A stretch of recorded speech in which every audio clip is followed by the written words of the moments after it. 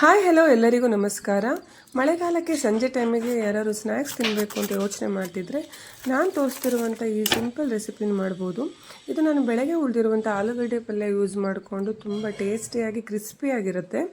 ನಾವು ಒಂದು ಬೌಲಿಗೆ ಉಳಿದಿರುವಂಥ ಆಲೂಗಡ್ಡೆ ಪಲ್ಯ ಹಾಕ್ಕೊಂಡು ಚೆನ್ನಾಗಿ ಸ್ಮ್ಯಾಶ್ ಮಾಡ್ಕೋತಾ ಇದ್ದೀನಿ.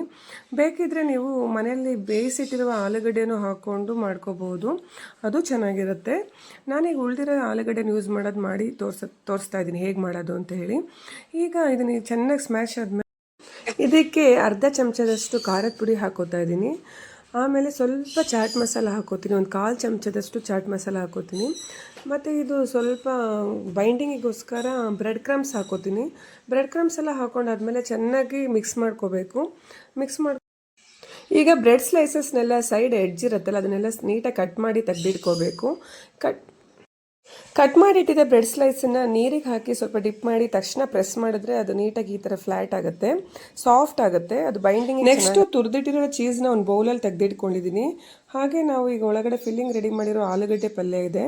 ನಾನು ಇಲ್ಲಿ ಸಣ್ಣ ಕ್ವಾಂಟಿಟಿಲಿ ತೊಗೊತಾ ಇದ್ದೀನಿ ಆಲೂಗಡ್ಡೆ ಪಲ್ಯ.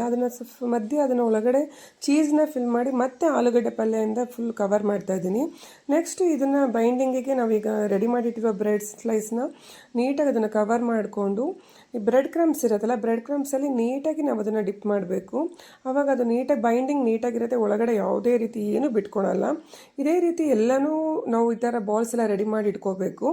ರೆಡಿ ಮಾಡಾದಮೇಲೆ ಕಾದ ಎಣ್ಣೆಲೆ ಸಣ್ಣ ಉರಿಲಿ ಇಟ್ಕೊಂಡು ಒಂದೊಂದನೇ ನಿಧಾನ ಬೆಂಕಿಲಿ ಕರಿತಾ ಹೋಗಬೇಕು. ಬೇಗ ದೊಡ್ಡ ಬೆಂಕಿಲಿ ಏನಾದ್ರು ಕರೆದ್ರೆ ಬೇಗ ಅದು ಸುಟ್ಟೋಗ್ಬಿಡುತ್ತೆ, ಯಾಕಂದರೆ ಬ್ರೆಡ್ ಆಗಿರೋದ್ರಿಂದ ಬೇಗ ಅದು ಒಳಗಡೆ ಬೇಯುತ್ತೆ ಮತ್ತು ಬೇಗ ರೋಸ್ಟ್ ಆಗಿಬಿಡುತ್ತೆ, ಮತ್ತು ಅದು ಒಳಗಡೆ ಚೀಸು ಮೆಲ್ಟ್ ಆಗಲ್ಲ. ಹಾಗಾಗಿ ನೀವು ಸಣ್ಣ ಬೆಂಕಿಲಿ ಇಟ್ಕೊಂಡು ಅದನ್ನು ನಿಧಾನ ಉರಿಲಿ ಕರಿತಾ ಬನ್ನಿ. ಈಗ ನೋಡಿ ನಾನು ತೋರಿಸಿಲ್ಲ, ಈ ಥರ ಗೋಲ್ಡನ್ ಕಲರ್ ಬಂದರೆ ಸಾಕು, ಅದು ರೆಡಿಯಾಗಿದೆ ಅಂತ ಹೇಳಿ. ನಾನೀಗ ಈ ಥರ ಮಾಡಿದ್ದೀನಿ, ಅದನ್ನು ಮಾಡಿಕೊಂಡ್ರೆ ತುಂಬ ಟೇಸ್ಟಿಯಾಗಿರುತ್ತೆ. ಒಂದು ಸಾಸ್ ಇದ್ದರೆ ಸಾಕು. ನಾನೀಗ ಕಟ್ ಮಾಡಿ ತೋರಿಸ್ತೀನಿ ನೋಡಿ ಒಳಗಡೆ ಅದು ಚೀಸ್ ಎಷ್ಟು ಚೆನ್ನಾಗಿ ಮೆಲ್ಟ್ ಆಗಿದೆ ಅಂತ ಹೇಳಿ. ನೋಡಿ ಹೇಗಿದೆ, ಮಕ್ಕಳಿಗೆ ತುಂಬ ಇಷ್ಟ ಆಗುತ್ತೆ ಮತ್ತು ತುಂಬ ಕ್ರಿಸ್ಪಿ ಆಗಿರೋದ್ರಿಂದ ಇದನ್ನು ಒಂದು ಸತಿ ತಿಂದಮೇಲೆ ಇನ್ನೊಂದು ಸತಿ ತಿನ್ನಬೇಕು ಅಂತ ಅನಿಸ್ತಾ ಇರುತ್ತೆ. ನೀವು ಟ್ರೈ ಮಾಡೋದನ್ನು ಮರಿಬೇಡಿ. Thank you so much.